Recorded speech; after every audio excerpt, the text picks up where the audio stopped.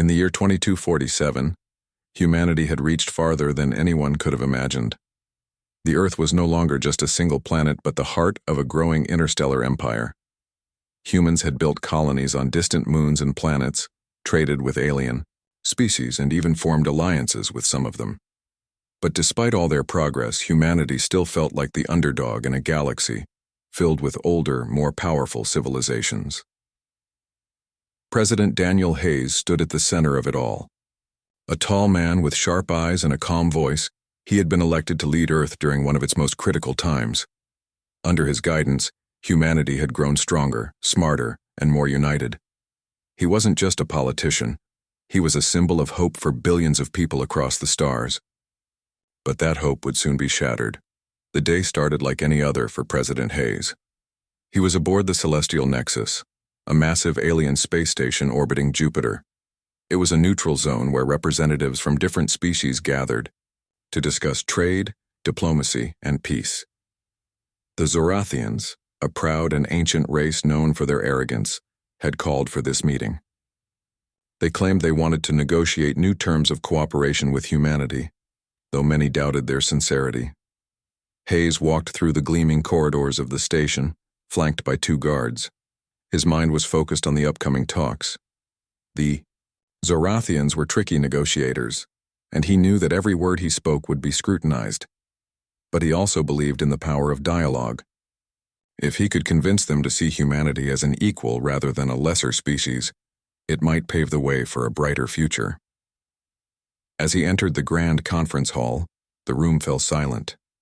Dozens of aliens turned to look at him, some curious, others hostile. At the far end of the table sat Lord Varnock, the leader of the Zorathian delegation. His golden armor gleamed under the artificial lights, and his piercing red eyes locked onto Hayes with a mix of disdain and curiosity. "President Hayes," Varnock said, his deep voice resonating through the chamber. "We are honored by your presence." "The honor is mine," Hayes replied politely, though his tone carried a hint of caution. He took his seat and nodded toward the human ambassador seated beside him. The meeting began with formalities, but it didn't take long for tensions to rise. Varnock accused humanity of overstepping its boundaries, claiming that their rapid expansion into the galaxy threatened the balance of power. Hayes countered calmly, arguing that humanity sought only to coexist peacefully while protecting its own interests. Back and forth they went, their words sharp and measured. But then, something unexpected happened. As Hayes leaned forward to make a point, a sudden commotion erupted near the entrance. Before anyone could react, a figure burst into the room, a Zorathian soldier clad in black armor. In his hand was a sleek plasma rifle, glowing faintly with energy. Time seemed to slow down. Hayes froze, his eyes widening in shock. The guards moved instinctively to shield him, but they were too late. The assassin raised his weapon and fired. A blinding bolt of energy shot across the room, striking Hayes squarely in the chest. The president slumped backward, lifeless, as chaos engulfed the chamber. Screams filled the air. Delegates scrambled for cover while others shouted commands in panicked voices. The assassin turned to flee, disappearing into the corridor before security forces could apprehend him. Within moments, the entire station was on high alert. Back on Earth, news of the assassination spread like wildfire. Images of the attack flooded, screens worldwide showing the horrifying moment when President Hayes fell. People watched in disbelief, their faces pale with shock. How could this happen? Why would someone kill their leader?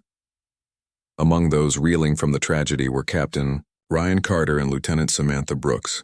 Both were stationed aboard the Terran flagship Aurora, currently orbiting Mars. When the message arrived, they were preparing for routine maneuvers. Neither expected the wave of grief that would follow. Ryan, a seasoned officer with graying hair and a firm jawline, stared at the screen in silence. He had met Hayes several times and admired his leadership. To him, the president wasn't just a figurehead. He was a friend. Beside him, Samantha fought back tears. She had always looked up to Hayes as a role model, someone who embodied courage and integrity. "What do we do now?" Samantha asked softly, breaking the silence. Ryan exhaled deeply, his fists clenched. We wait for orders. But mark my words, Sam. This isn't over. Whoever did this, they'll pay. Word of the assassination reached General Laura Bennett, head of Earth's military forces, within minutes. She immediately convened an emergency session with Earth's Council. Leaders from across the globe gathered in New Geneva, the capital city, to decide their next move. The atmosphere was tense, with emotions running high. Some called for immediate retaliation, demanding that Earth strike back against the Zorathians with everything they had. Others urged caution, warning that hasty action could escalate into full-blown war. Debates raged late into the night, with no clear resolution in sight. Meanwhile, protests erupted in cities around the world. Crowds chanted slogans, holding signs that read "Justice for Hayes" and "No More Fear." Many saw the assassination not just as an attack on a man, but as an assault on humanity itself. The Zorathians had crossed a line, and there was no going back. As the hours passed, classified intelligence reports began to surface. Analysts pieced together fragments of data, uncovering evidence that suggested the assassination was part of a larger plot. The Zorathians, it seemed, viewed humanity as a threat due to their rapid technological advancements and growing influence in galactic affairs. Killing Hayes was meant to weaken Earth's leadership and sow discord among humans. For Ryan and Samantha, the revelation hit hard. They had always known the galaxy was dangerous, but this felt personal. It wasn't just about politics or territory, it was about survival. Humanity had come so far, achieved so much, and now they faced a choice: retreat into fear or rise up and fight. That night, as the Aurora drifted silently in space, Ryan stood on the observation deck, staring out at the stars. Samantha joined him after a while, her expression somber. "Do you think we can win?" she asked quietly. Ryan didn't answer right away. He thought about the sacrifices made to get humanity to where it was today. The blood, sweat, and tears poured into building a better future. He thought about Hayes, whose vision had inspired so many. "We have to," he said finally, his voice steady. "If we don't stand up now, then everything we've worked for will be lost. We owe it to him and to everyone else to make sure that doesn't happen." Samantha nodded, determination flickering in her eyes. Whatever came next, they would face it together. For now, all they could do was wait for the Council's decision. But one thing was certain: humanity's fury was about to be unleashed. The days following President Hayes' assassination were a blur of chaos and grief. Earth was in mourning, but beneath the sorrow lay a simmering rage. People wanted answers, and more importantly, they wanted justice. The Zorathians had struck at the heart of humanity's leadership, and no one was willing to let that go unanswered. Captain Ryan Carter and Lieutenant Samantha Brooks found themselves at the center of the storm. Their ship, the Aurora, was ordered back to Earth immediately. As the flagship of the Terran fleet, it carried not only advanced weaponry, but also some of the brightest minds in military strategy. Ryan knew this return wasn't just about reporting what happened, it was about preparing for what came next. When they arrived at New Geneva, the capital city, the atmosphere was tense. Streets were lined with makeshift memorials for President Hayes, flowers, candles, and holographic images of him smiling during happier times. Soldiers stood guard at every corner, their weapons ready. The skies above buzzed with drones scanning for potential threats. It felt like the entire planet was holding its breath. Ryan and Samantha were summoned to meet General Laura Bennett, head of Earth's military forces. She was waiting for them in a secure conference room deep underground. Tall and stern, with sharp features and an even sharper mind, General Bennett wasted no time on pleasantries. "We've confirmed the assassin was Zorathian," she began, her voice cold and clipped. "But this wasn't just a rogue operative acting alone. Intelligence suggests it was orchestrated by their leadership as part of a larger plan to destabilize us." Ryan clenched his fists. "So what's our next move?" Bennett leaned forward, her piercing gaze locking onto him. "We're preparing for war, But before we act, we need allies. Humanity can't face the Zorathians alone. Not yet. That's where you two come in. Samantha raised an eyebrow. You want us to recruit support? Exactly, Bennett replied. Our colonies across the galaxy are key to this fight. If we don't have their backing, we're dead in the water. You'll travel to Proxima Centauri Prime first. Governor Alex Rivera has been vocal about supporting Earth in the past. He might be willing to commit ships and resources. Ryan nodded slowly. Understood. We'll do whatever it takes. After leaving the meeting, Ryan and Samantha spent hours reviewing plans and maps. They knew the journey wouldn't be easy. Many colony leaders were hesitant to get involved in conflicts that didn't directly affect them. Some feared retaliation from the Zorathians if they sided with Earth. Others simply didn't trust humanity enough to follow them into battle. Samantha took charge of reaching out to the colonies. Using secure communication channels, she sent messages to governors and council members, explaining the gravity of the situation. She emphasized that this wasn't just about revenge, it was about survival. If the Zorathians succeeded in breaking humanity, no one would be safe. Her efforts yielded mixed results. A few colonies promised immediate assistance, pledging troops and supplies. Others hesitated, citing logistical challenges or political instability within their own systems. But there was one bright spot: Governor Alex Rivera of Proxima Centauri Prime. Rivera responded quickly, inviting Ryan and Samantha to visit his capital city. When they arrived, they were greeted warmly. Rivera was a charismatic man in his 50s with graying hair and a confident smile. He led them to a spacious office overlooking the bustling metropolis below. I won't lie to you, Rivera said as he poured glasses of water for everyone. This is going to be messy, but I believe in standing up to bullies. The Zorathians think they can push us around because we're younger than them. They're wrong. Ryan appreciated the governor's candor. We need your help, Governor. Ships, weapons, anything you can spare. Rivera nodded firmly. You'll have it. My fleet is small compared to yours, but it's loyal, and my people are ready to fight. We may not have started this war, but we'll finish it together. With Rivera's pledge secured, Ryan and Samantha returned to the Aurora feeling slightly more hopeful. Still, they knew the road ahead would be long and difficult. Not all colonies would be as cooperative as Proxima Centauri Prime. Meanwhile, Earth's council continued debating how to respond to the assassination. Some members argued for diplomacy, suggesting they try to negotiate peace with the Zorathians before resorting to violence. Others pushed for outright war, claiming that humanity needed to show strength or risk being seen as weak. General Bennett listened patiently to both sides but remained firm in her stance. Diplomacy hasn't worked so far, she reminded the council. The Zorathians see us as inferior.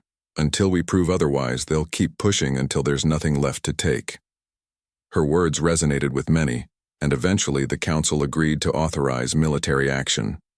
However, they stressed that any attack must be precise and calculated. This wasn't just about vengeance, it was about sending a message to the entire galaxy that humanity would not tolerate aggression. As preparations for war intensified, Ryan reflected on the burden of leadership. He had always believed in doing what was right, even when it was hard. But leading men and women into battle against such overwhelming odds weighed heavily on him. Every decision he made could mean life or death for countless people. One evening, as the Aurora orbited Earth, Ryan joined Samantha on the observation deck. The view of the planet below was breathtaking, a swirling blue and green marble suspended in the vastness of space. Yet instead of feeling awe, Ryan felt a deep sense of responsibility. Do you ever wonder if we're doing the right thing? He asked quietly. Samantha turned to look at him, her expression thoughtful. All the time. But then I remember why we're fighting. For President Hayes, for everyone who believes in a better future, and for those who don't even know they need protecting yet. Ryan smiled faintly. You're good at this, Sam. Keeping me grounded. She chuckled softly. Someone has to. Besides, we're in this together, remember? He nodded, feeling a renewed sense of determination. Whatever came next, they would face it side by side. Back on Earth, protests grew louder. Millions of people marched through cities demanding action against the Zorathians. Social media platforms lit up with hashtags like Justice for Hayes and Humanity Unites. Celebrities, politicians, and ordinary citizens alike used their voices to rally support for the cause. Even children joined the movement, drawing pictures of stars and rockets alongside messages of hope. Schools held moments of silence for President Hayes, while teachers encouraged students to write letters expressing their feelings about the tragedy.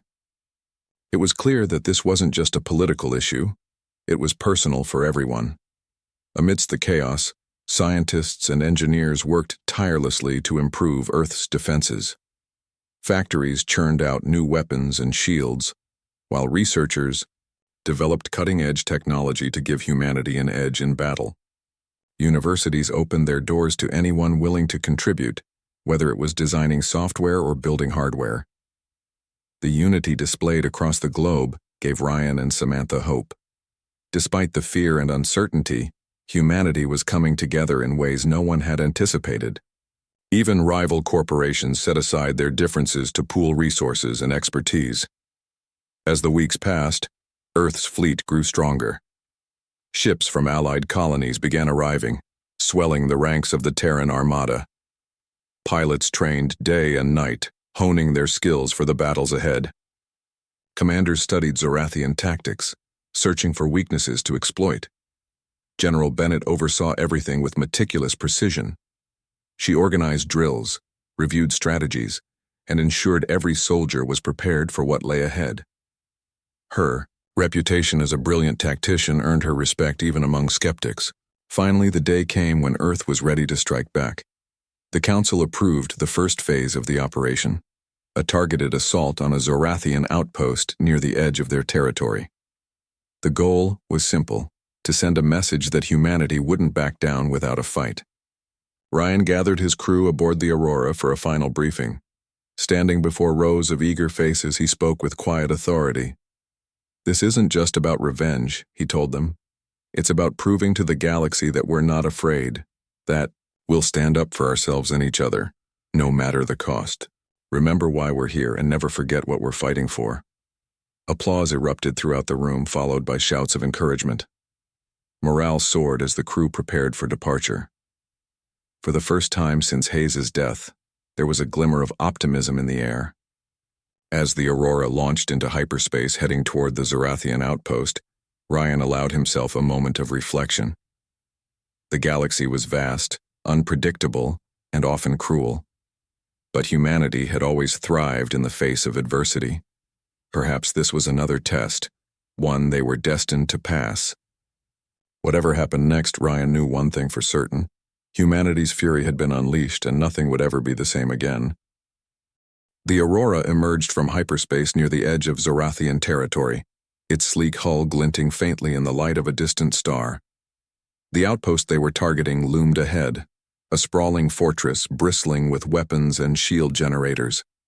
It was heavily guarded, a testament to the Zorathians' arrogance and confidence in their dominance. Ryan Carter stood on the bridge, his hands clasped behind his back, as he studied the holographic display. "This is it," he said quietly, his voice steady despite the tension in the room. "Our first real test." Lieutenant Samantha Brooks nodded, her eyes scanning the data streaming across her console. "Their defenses are stronger than we anticipated. If we rush in blindly, we'll get torn apart." Ryan turned to her. "Any ideas?" Samantha hesitated for a moment before speaking. "We need to split their focus. Hit them hard where they least expect it. That might give us an opening to disable their shields." Ryan considered her suggestion. "You're thinking diversion tactics?" "Exactly," she replied. "Send a few ships to attack the perimeter while the main fleet targets the shield generators. Once those go down, we can breach their defenses." Ryan nodded, liking the plan. He gave the order to prepare the fleet, his voice firm but calm over the comms. Pilots scrambled to their stations, engines roared to life, and weapon systems powered up. The air aboard the Aurora crackled with anticipation. As the Terran fleet approached the outpost, Alarms blared within the Zorathian stronghold. Massive cannons swiveled toward the incoming ships, firing barrages of plasma bolts that lit up the void of space. Explosions erupted around the fleet as pilots maneuvered their vessels with practiced precision, dodging the lethal projectiles. Ryan gripped the railing of the command deck, watching the chaos unfold. "Diversion team, move now," he barked into the comm. A squadron of smaller ships peeled away from the main formation, darting toward the outer edges of the outpost. They unleashed a barrage of missiles and laser fire, drawing the attention of the Zorathian gunners. The diversion worked. The bulk of the enemy's firepower shifted to deal with the sudden threat. Seizing the opportunity, Samantha guided the rest of the fleet toward the shield generators. Her hands danced across her console, directing ships into position. "Target those towers," she called out. "We need to take them out fast." The battle intensified. Ships exchanged volleys of fire, their hulls glowing red-hot under the relentless assault. One Terran vessel took a direct hit, spinning out of control before exploding in a fiery burst. Ryan clenched his jaw, forcing himself to stay focused. Every loss hurt, but there was no time for grief. "Shields at 70%, a crew member shouted from the tactical station. "We're not pulling back," Ryan said firmly. "Keep pushing." Samantha coordinated the attack with precision, her voice cutting through the noise of the battle. "Focus fire on the eastern generator. Take it down." The combined firepower of the fleet converged on the designated target. Plasma bolts and missiles slammed into the towering structure, weakening its defenses. Finally, with a deafening blast, the generator collapsed, sending shockwaves rippling through the outpost. "Yes," Samantha exclaimed, slamming her fist onto the console. "One down, 2 to go." Encouraged by the success, the fleet pressed forward. But the Zorathians weren't about to surrender so easily. Reinforcements poured out of the outpost, sleek, fighters weaving through the battlefield like angry hornets. They harassed the Terran ships, picking off stragglers and forcing the fleet to divide its attention. Ryan gritted his teeth. "We're spread too thin. Sam, we need to regroup." Before Samantha could respond, a massive explosion rocked the bridge. A Zorathian bomber had slipped past their defenses, unleashing a devastating payload. Alarms screamed as smoke filled the air, and crew members scrambled to contain the damage. "Report," Ryan demanded, shouting over the din. "Minor hull breach on Deck 4, came the reply. "Casualties reported, but the structural integrity is holding." Ryan exhaled sharply. "Get med teams to the affected areas, and someone patch that. Hold now." Samantha stayed glued to her station, her face pale but resolute. She knew the stakes.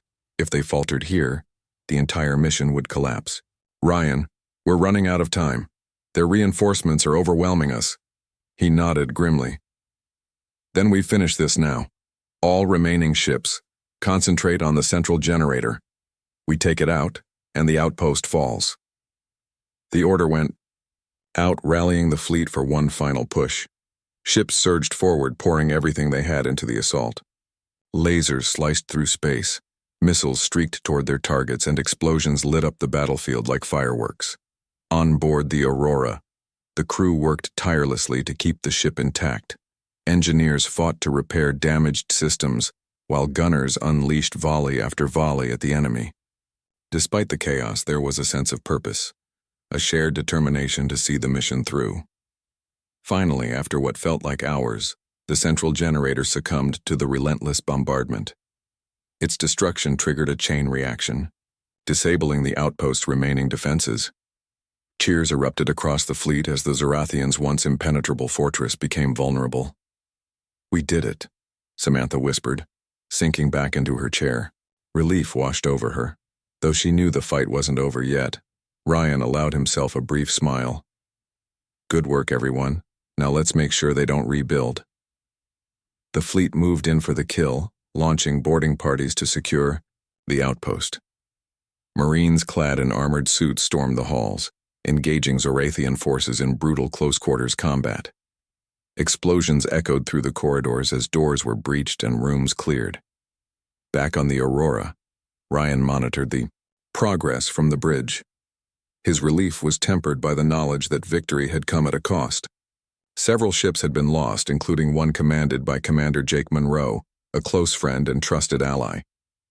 The news hit Ryan hard, but he pushed aside his grief. There would be time to mourn later. As the outpost fell silent, signaling the end of resistance, Ryan addressed the fleet. "This was a hard-fought win, and I'm proud of every single one of you. But remember why we're here. For President Hayes, for Earth, and for humanity. This is just the beginning." The message resonated throughout the fleet, lifting spirits, despite the losses. For the first time since the assassination, there was a sense of hope. Humanity had struck back, and it had won. But the celebration was short-lived. Intelligence reports began trickling in, revealing unsettling truths about the Zorathians' capabilities. Their technology was far more advanced than anyone had anticipated, and their resources seemed almost limitless.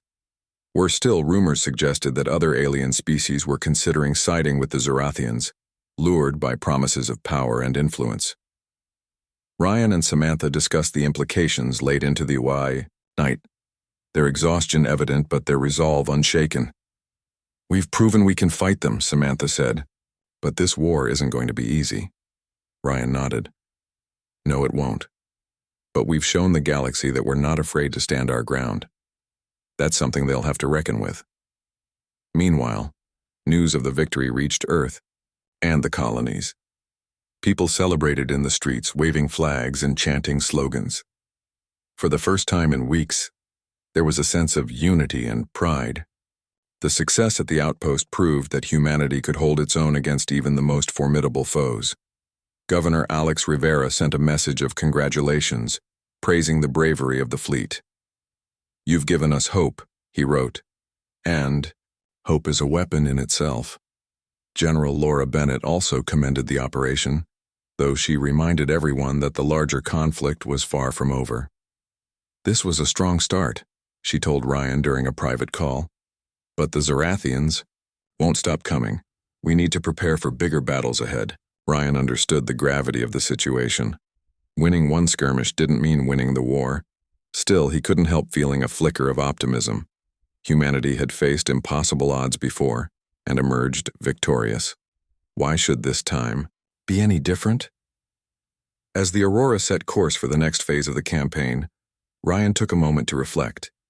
Staring out at the stars, he thought about all the lives lost and all the sacrifices made.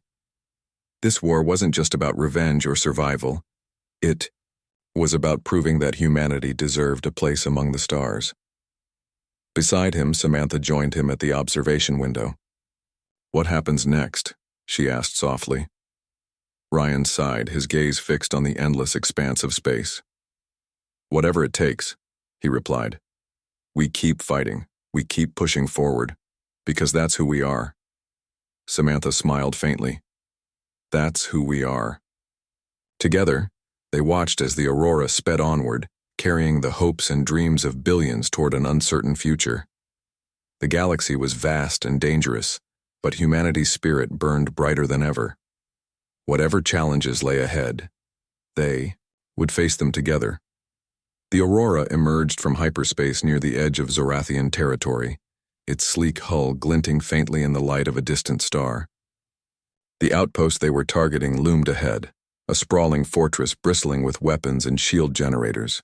It was heavily guarded, a testament to the Zorathians' arrogance and confidence in their dominance. Ryan Carter stood on the bridge, his hands clasped behind his back as he studied the holographic display. "This is it," he said quietly, his voice steady despite the tension in the room. "Our first real test." The victory at the Zorathian outpost was a turning point, but it came with consequences. The Terran fleet had proven that humanity could strike back, but the cost of the battle left scars, both physical and emotional.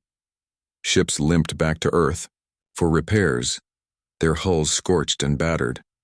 Crew members mourned fallen comrades while others struggled to process the horrors they had witnessed.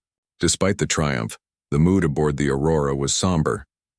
Captain Ryan Carter sat in his quarters, staring at a holographic image of President Hayes. It was one of the last photos taken before his assassination, a candid moment captured during a speech. Hayes's confident smile seemed almost mocking now, as if reminding Ryan of how much work still lay ahead. He sighed deeply, rubbing his temples.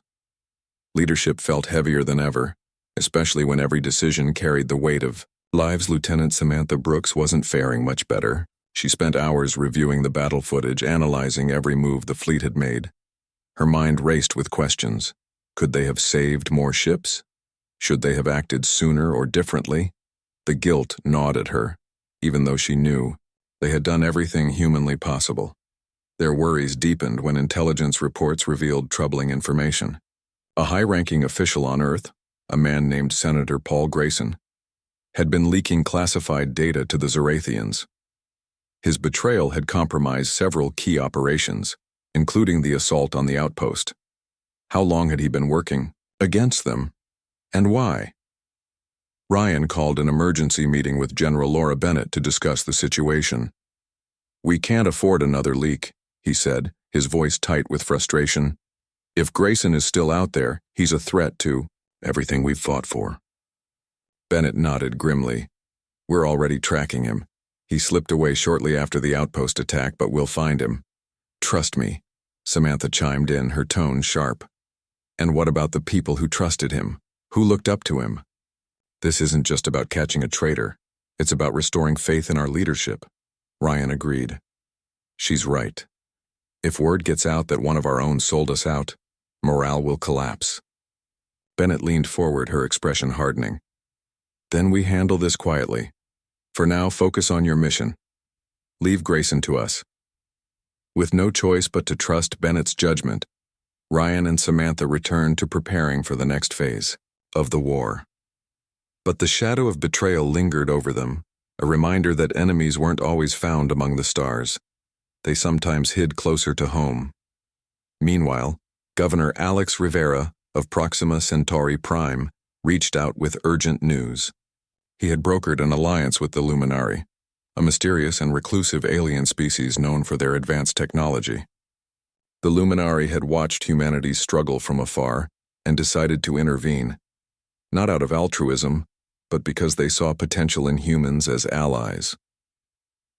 Rivera arranged a meeting between Ryan, Samantha, and the Luminary ambassador aboard a neutral space station near Proxima Centauri. When the Aurora arrived, the crew was greeted by sleek silver vessels shaped like teardrops. The Luminari themselves were equally enigmatic, tall, slender beings with translucent skin that shimmered faintly under the light. Their elongated fingers moved gracefully as they spoke in soft melodic tones translated through universal communicators. The ambassador introduced herself as Lyra. Her presence commanded respect, though her demeanor remained calm and measured. "We have observed your conflict with the Zorathians," she began. "Your resilience is admirable, but your technology is insufficient to defeat them alone." Ryan exchanged a glance with Samantha before responding. "What do you propose?" Lyra gestured to a nearby display, which lit up with schematics of advanced weapons and shields. "We offer you these enhancements for a price. Humanity must agree to uphold peace once this war ends. No expansion into contested territories, no aggression toward weaker species." Ryan hesitated. The term sounded reasonable, but he couldn't shake the feeling that the Luminary had ulterior motives. Still, humanity needed all the help it could get. "We accept your offer," he said finally. "But know this, we fight not just for ourselves, but for justice." Lyra inclined her head slightly, signaling approval. "Very well. Your fleet will be upgraded within days. Use our gifts wisely." As the meeting concluded, Samantha pulled Ryan aside. "Do you think we can trust them?" she asked quietly. "I don't know," Ryan admitted. "But we don't have a choice. Without their help, we might lose this war." Back aboard the Aurora, the crew marveled at the upgrades provided by the Luminary. Ships gleamed with new armor plating, energy shields hummed with unprecedented power, and weapon systems boasted ranges and precision that rivaled even the Zorathians. Morale soared as pilots tested the enhanced capabilities, eager to put them to use in the next battle. But the boost in confidence came with renewed pressure. General Bennett delivered orders for the fleet to strike deeper into Zorathian territory, targeting a critical supply hub orbiting a gas giant. Success would cripple the Zorathians' ability to sustain their forces, but failure could leave humanity vulnerable to counterattacks. Ryan gathered his senior officers for a briefing. "This mission is crucial," he said, pacing in front of the holographic map. "If we take out their supply lines, we cut off their lifeline. But expect heavy resistance. They won't let this go easily." Samantha outlined the plan. "We'll approach from multiple vectors, forcing them to divide their defenses. Once inside, we deploy boarding parties to sabotage key systems. Speed is essential. If we linger too long, reinforcements will arrive." The officers nodded, understanding the stakes. As preparations continued, Ryan took time to visit the mess hall, where crew members ate and relaxed between shifts. He wanted to remind them of why they were fighting, not just for revenge, but for survival. "Listen up," he said, standing atop a table so everyone could see him. "I know this war has been tough. We've lost friends, family, and fellow soldiers, but remember this. We're not just fighting for ourselves. We're fighting for everyone back home, for the billions of people counting on us to protect them. Don't let fear or doubt cloud your minds. Stay focused, stay strong, and we'll come out of this together." His words earned cheers and applause, lifting spirits across the ship. Later that night, Samantha joined him on the observation deck, where they watched the stars streak past as the Aurora entered hyperspace. "You're good at speeches," she teased lightly. Ryan chuckled. "I just say what needs to be said. Sometimes people need to hear it." Samantha grew serious. "Do you really believe we can win this war?" Ryan turned to face her, his expression thoughtful. "I don't know. But I do know one thing. We can't give up. Every step we take brings us closer to victory, or teaches us something we need to survive. Either way, we keep moving forward." News of the alliance with the Luminari spread quickly, drawing mixed reactions from other species. Some admired humanity's determination, while others viewed the partnership with suspicion. Among those watching closely was the Kalan Empire, a militaristic civilization known for its ruthlessness. They sent emissaries to Earth, offering vague promises of support in exchange for territorial concessions. General Bennett dismissed their advances outright. "They're opportunists," she told Ryan and Samantha during a secure transmission. "Don't trust them. Focus on the mission." Ryan appreciated her candor but couldn't ignore the growing complexity of galactic politics. Allies and enemies blurred together, making it harder to predict what would happen next. All he could do was prepare for whatever came their way. As the Aurora exited hyperspace near the gas giant, the target supply hub loomed ahead, a sprawling complex of interconnected modules surrounded by defensive drones and patrol ships. Ryan gave the order to engage, and the fleet surged forward, unleashing the full might of their upgraded weaponry. The battle was fierce. Drones swarmed the Terran ships, firing relentless volleys of plasma bolts. Pilots executed daring maneuvers, weaving through explosions and debris as they pushed closer to the hub. Boarding parties launched pods, breaching the outer defenses and infiltrating the structure. Inside, chaos reigned. Marines clashed with Zorathian guards in narrow corridors, exchanging fire and grenades. Samantha coordinated the operation remotely, guiding teams to critical control rooms and storage facilities. One by one, they planted explosives, setting timers to ensure maximum destruction. Back on the Aurora, Ryan monitored the progress anxiously. "How much longer?" he demanded.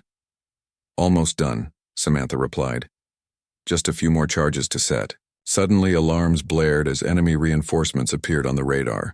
A massive Zorathian cruiser emerged from hyperspace, flanked by smaller escorts. Its arrival sent shockwaves through the fleet. "We can't hold them off," someone shouted. Ryan clenched his fists.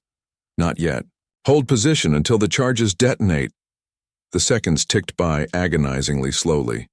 Finally, a series of massive explosions rocked the supply hub, sending fiery debris spiraling into space. Cheers erupted across the fleet as the mission succeeded, but the celebration was cut short by the looming cruiser. Evacuate the boarding parties, Ryan ordered. All ships retreat immediately. Engines roared as the fleet disengaged, narrowly avoiding the cruiser's devastating firepower. Though, they escaped with minimal losses. The encounter served as a stark reminder of the challenges ahead.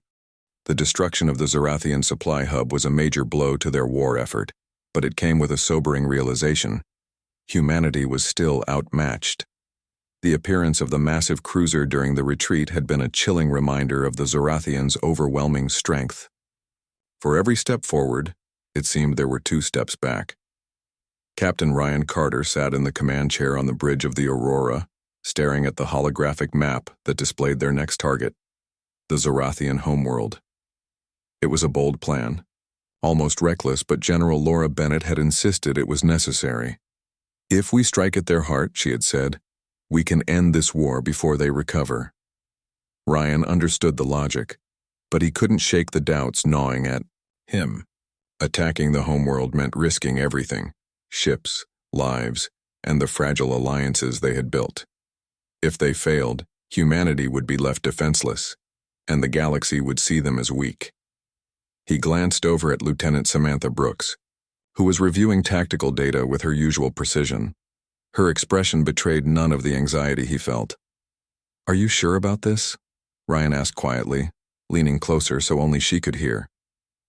Samantha looked up, her eyes steady. "We don't have a choice. If we wait too long, they'll regroup and come after us harder than ever. This might be our only chance." Ryan nodded slowly. She was right, but that didn't make the decision any easier. He turned back to the crew, his voice firm. "Prepare for hyperspace jump. We're heading straight for their homeworld." As the fleet approached the Zorathian system, tension filled the air aboard the Aurora. The journey had been tense, with constant scans for ambushes and enemy ships. So far, they had avoided detection, but everyone knew the hardest part was yet to come. The Zorathian homeworld was surrounded by layers of defenses: orbital cannons, interceptor drones, and heavily armed patrols. Ryan called a final briefing with his senior officers. "Here's how it's going to work," he began, pointing to the holographic display. "We'll split into 3 groups. 2 will create diversions near the outer defenses while the main force slips through to the planet's surface. Our goal is simple: disable their central command center. Without it, their entire military structure collapses." Lieutenant Commander Marcus Hale, one of the squadron leaders, raised an eyebrow. "And if we fail?" Ryan met his gaze without flinching. "Then we go down fighting. For Earth, for President Hayes, and for everyone counting on us." The room fell silent, the weight of the mission settling over them. No one spoke, but the resolve in their eyes told Ryan all he needed to know. They were ready. The attack began under the cover of darkness, both literal and metaphorical.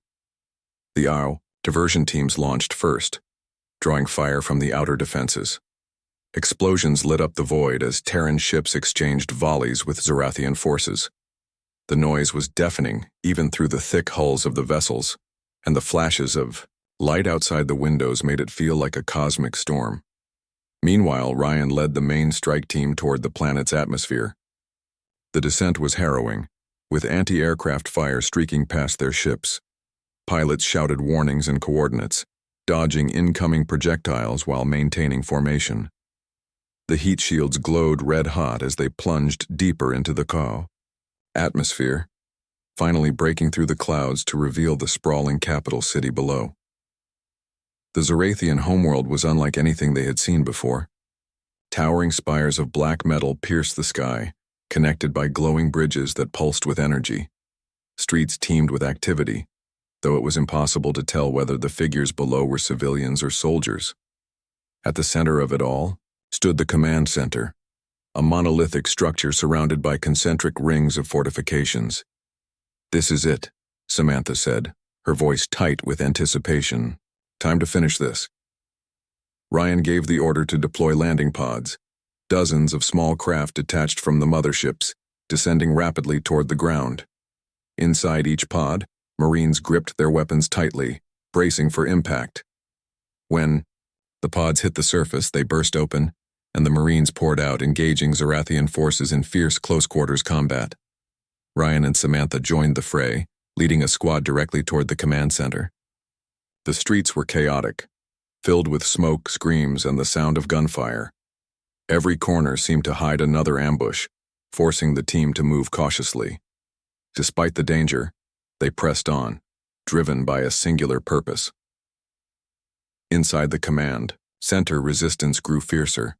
Automated turrets fired relentlessly, forcing the Marines to take cover behind shattered walls and debris. Ryan barked orders, directing his team to flank the enemy positions. Samantha coordinated with snipers, perched on rooftops, picking off key targets and clearing paths forward. Finally, they reached the entrance to the central chamber. The doors were sealed shut, guarded by a contingent of elite Zorathian warriors clad in shimmering golden armor. Their leader stepped forward, a towering figure with crimson eyes and a voice that echoed like thunder. "You dare invade our sacred world," the Overlord growled, raising a plasma blade that crackled with energy. "You are nothing but insects beneath our feet." Ryan stepped forward, his weapon trained on the Overlord. "We're not afraid of you anymore. Your days of domination are over." Without waiting for a response, the Overlord lunged, swinging his blade with terrifying speed. Ryan rolled to the side, narrowly avoiding the strike. Samantha opened fire, her shots ricocheting harmlessly off the Overlord's armor.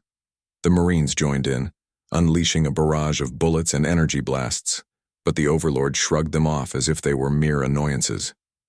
The battle raged on, with Ryan and the Overlord exchanging blows in a brutal melee. Each strike sent sparks flying, and the clang of metal against metal reverberated through the chamber. Ryan fought with every ounce of strength he had, knowing that failure wasn't an option. Finally, seizing an opening, he landed a decisive blow, sending the Overlord stumbling backward.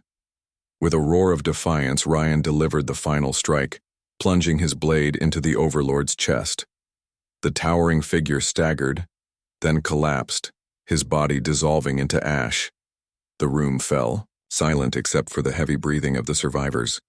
"We did it," Samantha whispered, lowering her weapon. But Ryan didn't celebrate.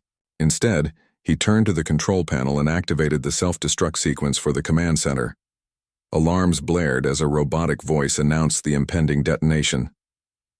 "Let's move," Ryan shouted, leading the team back toward their extraction point. As they raced through the crumbling facility, explosions erupted around them, shaking the ground and sending chunks of debris raining down. They barely made it to the rendezvous zone where landing pods awaited. One by one, the Marines climbed aboard, their faces streaked with dirt and blood but alive with determination. The Aurora hovered above, its engines roaring as it prepared to pull away from the planet. Just as the last pod docked, the command center exploded in a blinding flash of light, sending shockwaves rippling across the landscape. The sight was both awe-inspiring and horrifying, a testament to humanity's resolve and the cost of victory. Back aboard the Aurora, Ryan slumped into his chair, his body aching from the fight. Samantha placed a hand on his shoulder, her expression softening. "You did it, Ryan. You struck the final blow." He shook his head, his voice hoarse. "No, we did it. Together." The crew erupted into cheers, their exhaustion giving way to elation. For the first time in months, hope flickered brighter than fear. The Zorathian Empire lay in ruins, its leadership decimated and its defenses shattered. Humanity had proven itself capable of standing toe-to-toe with the galaxy's most powerful species, and winning. But Ryan knew the war wasn't truly over. There would be consequences for what they had done, both from allies and enemies alike. As the Aurora jumped into hyperspace, leaving the burning remnants of the Zorathian homeworld behind, Ryan gazed out at the stars. The galaxy was vast and unpredictable, but humanity had carved out a place among the stars, and they weren't going anywhere. "What now?" Samantha asked, joining him at the observation window. Ryan smiled faintly, his eyes reflecting the distant glow of suns. "Now we rebuild, and we make sure no one ever threatens us again." Together they watched as the ship sailed onward, carrying the hopes of billions toward a new dawn. The destruction of the Zorathian command center marked a turning point in the war, but it wasn't the end. The galaxy was vast and unpredictable, and even with their leadership shattered, the Zorathians weren't entirely defeated. Survivors, scattered across their territories, regrouping and plotting their next move. For humanity, the victory brought relief, but also uncertainty. Captain Ryan Carter stood on the bridge of the Aurora, watching as the ship drifted through the quiet expanse of space. His body still ached from the battle on the Zorathian homeworld, and his mind raced with thoughts of what lay ahead. The crew had celebrated briefly, but now the reality of their situation began to sink in. They had won a major battle, but the war was far from over.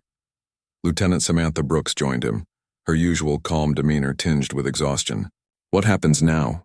she asked, echoing the question everyone aboard the ship was thinking. Ryan sighed deeply, his gaze fixed on the stars.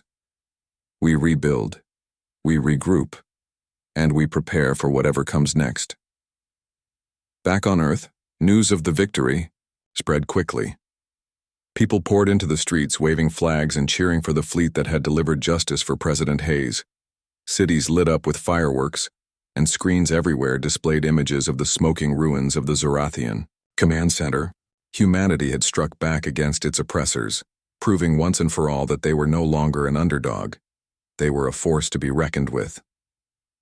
Governor Alex Rivera of Proxima Centauri Prime sent a message of congratulations, praising the bravery of the Terran fleet. "You've shown the galaxy what humanity is capable of," he wrote. "Now it's time to build something better." General Laura Bennett echoed the sentiment during a meeting with Ryan and Samantha via secure transmission. "This victory doesn't mean the fight is over," she warned. "The Zorathians may be weakened, but they're not gone, and other species are watching us closely. Some will see this as an opportunity to fill the power vacuum." Ryan nodded. Grimly, he knew the general was right. The galaxy was a dangerous place, and every action carried consequences. Winning one battle didn't guarantee peace. It only set the stage for new challenges.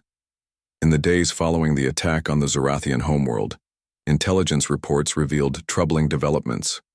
Fragments of the Zorathian Empire were splintering into factions, each vying for control. Some groups sought revenge against humanity, while others tried to negotiate terms of surrender. Meanwhile, rumors swirled about rogue elements forming alliances with other hostile species, including the Kalan Empire. The Kalans, known for their ruthless expansionist policies, saw the chaos as an opportunity to expand their territory. Emissaries arrived at Earth's capital city, New Geneva, offering vague promises of support in exchange for territorial concessions. General Bennett dismissed them outright, recognizing their true intentions. "They're predators," she told Ryan. "Don't trust them." But the Kalans weren't the only ones taking notice. Other alien species, some neutral, others hostile, began testing humanity's resolve. Skirmishes broke out along the borders of human-controlled space, forcing Earth's military to remain vigilant.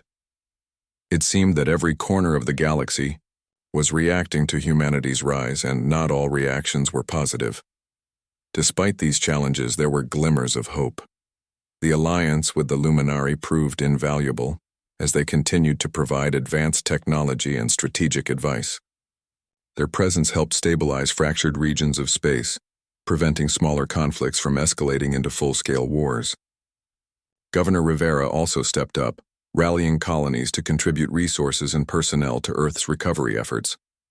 As the dust settled, Ryan and Samantha found themselves reflecting on the cost of victory.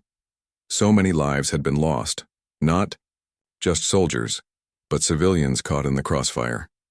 Entire planets bore the scars of war, their landscapes scarred by battles and their populations traumatized by loss. It was a sobering reminder that no victory came without sacrifice. One evening, as the Aurora orbited Earth, Ryan gathered the senior officers for a debriefing session. The mood was somber, but there was also a sense of pride.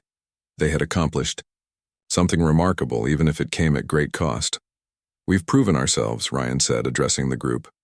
"But this isn't the end. There's still work to do, rebuilding, healing, and ensuring that nothing like this ever happens again." Samantha added, her voice steady but filled with emotion. President Hayes believed in a brighter future for humanity. Let's honor his memory by building that future. The officers nodded, their expressions resolute. Whatever came next, they would face it together. On Earth, leaders convened to discuss the path forward. The Council established the Galactic Accord, a coalition of species committed to peace and cooperation. Inspired by President Hayes's vision, the Accord aimed to prevent another conflict like the one humanity had just endured. Representatives from various species signed treaties pledging mutual aid and non-aggression, though skepticism lingered among some participants. Ryan attended the signing ceremony alongside Samantha and General Bennett. As he watched leaders from different worlds shake hands, he felt a flicker of optimism. The road ahead would be long and difficult, but perhaps this was the first step toward lasting peace. Afterward, Ryan wandered through the bustling streets of New Geneva, observing the memorials dedicated to President Hayes. Flowers, candles, and messages covered every surface, a testament to the impact he had made. A young girl approached Ryan, holding out a drawing of stars and rockets. "For you," she said shyly, handing him the paper. Ryan knelt down, smiling warmly. "Thank you. This is beautiful."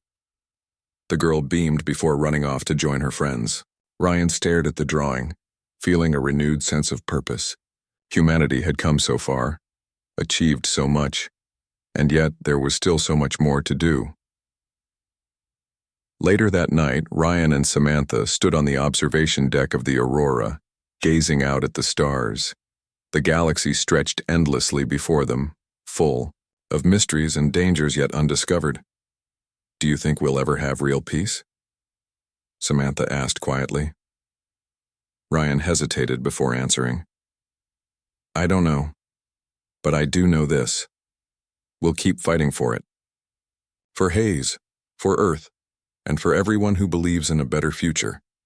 Samantha smiled faintly, leaning her head against his shoulder. "Then I guess we'd better get started." Together, they watched as the ship sailed onward, carrying the hopes of billions toward an uncertain but promising horizon. The galaxy was vast and unpredictable, but humanity had proven itself resilient. Whatever challenges lay ahead, they would face them side by side, with courage, determination, and unity. And somewhere among the stars, President Daniel Hayes's legacy lived on, a beacon of hope guiding humanity toward a brighter tomorrow.